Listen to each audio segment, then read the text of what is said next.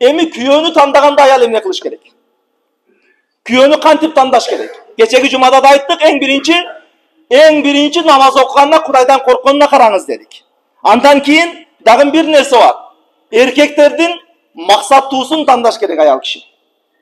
Биздин көпчүлүк эркектерибизде, көпчүлүк жаштарда жашы 25ке чыкты, максатың эмне десе билбейм деп жүрөт. 25ке эшек такалап жүрөсүнбү сен максатын койбой алдыга? Эң биринчи ошол эркекте максат болсун. Максат эмне болсун? Максат эң биринчи мусулмандарга, исламга, мекенге кызмат кылам, мекенге, мусулмандарга, элдерге пайдам тийсин деген максат болсун. Жеке коко башын ойлогон эркек болсо, ал максаттуу эркек эмес ал. Жеке өзүн ойлогон эркек болсо, ал максаттуу эркек эмес ал. Азыр ошондой болуп калды да. Окууну бүтөт, мектепти бүтөт, бүткөндөн кийин дагы бир аз окуйт, андан кийин үй салыш керек Россия. Үй салыш керек же паланчы жака.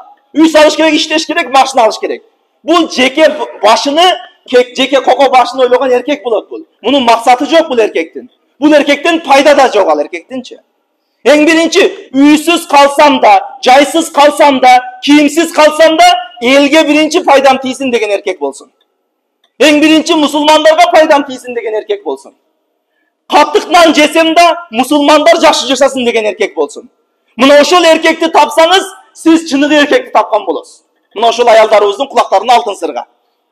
Мына ошондой максат. Себеби өткөн күнү Instagram тармагынан бир эжекебиз бизге дагы кайрылып калды да, азыр үйдөгүлөр ата энем дейт, айтат дейт, баланчыга жолук, түкүнчүгө жолук, үйлөнүш максатында. Макул деп жолугасың, 10 мүнөт сүйлөшөсүң, сүйлөссөң эч бир эркекте бир максат жок дейт. Бардыгы коко башын ойлогондор дейт, жеке башын ойлогондор дейт. Көбүнчө ушундай болуп калды да, ал максатсыз эркек менен жашасаңыз, сиз да максатсыз болуп каласыз да, мусулмандарга бир пайдаңыз тийбей калат. Ошон үчүн берип атканда, мына аталар дагы сөзсүз кыздарыбызды берип атканда бир күйөө бала менен өзүңүз сүйлөшүп коюңуз. Кандай максаты бар, кандай бир немеси бар, кандай таквасы бар, намазы бар, илими бар, кичине Куранды окуй алабы? Кичине Кудайдан коркобу? Кудайдын китеби болгон Кур'ани Каримден кичине окуй албаса, ал эркек сиздин кызыңызды аманат экендигине, сиздин кызыңыздын бир адеп тартиптерин жакшы карай алабы эле ал эркекчи? Карай албайт ал нерсе. Келиңиздер. Ошон үчүн сөзсүз эркек кишини тандап атканда дагы аялдарыбыз сөзсүз таквасына, Кудайдан корккондугуна жана ошондой эле эмне экен? Максаттуу эркек болуусу милдет экен. Мейли анын байлыгы жок болсун, мейли анын машинасы жок болсун, мейли анын квартирада жашап аткан эркек болсун. Эң негизгиси максаты болсун, болду, калганы кетет ал жагычы.